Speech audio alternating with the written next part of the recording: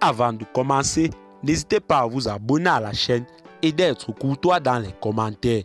Du côté du Burkina Faso, lutte contre le terrorisme au Sahel, le capitaine Ibrahim Traoré entre la Russie et l'Amérique.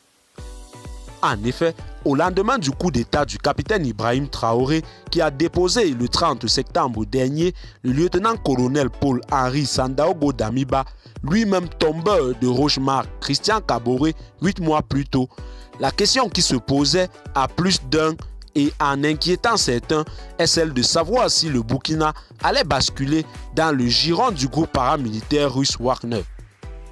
Ce, en raison des circonstances qui ont entouré le coup d'État du capitaine Ibrahim Traoré.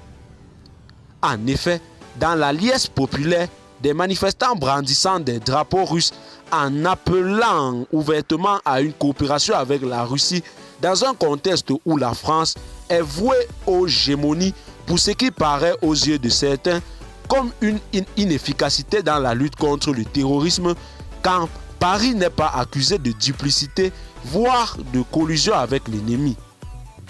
Et pour ne pas vraiment arranger les choses, l'appel du pied de Evgeny Prigojine, patron du groupe Wagner, aux nouvelles autorités du pays des hommes intègres au lendemain de la chute du lieutenant-colonel Damiba est venu en rajouter à l'inquiétude de certains partenaires.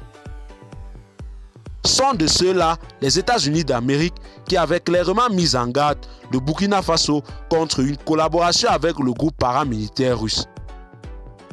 La question que l'on pourrait se poser est de savoir ce que cache cette sortie de la diplomatie américaine. C'est dans ce contexte qu'au détour d'une visite au Burkina, la sous-secrétaire d'État américaine Victoria Nuland a laissé entendre que le capitaine Ibrahim Traoré n'a pas l'intention de recourir à Wagner et que le Burkina voulait plutôt compter d'abord sur ses propres forces pour assurer la défense de son territoire.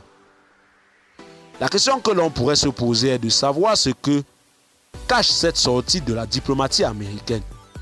Pourquoi cet empressement à faire une telle déclaration au lieu de laisser la primeur de l'annonce d'une telle information capitale aux autorités de la transition burkinabé?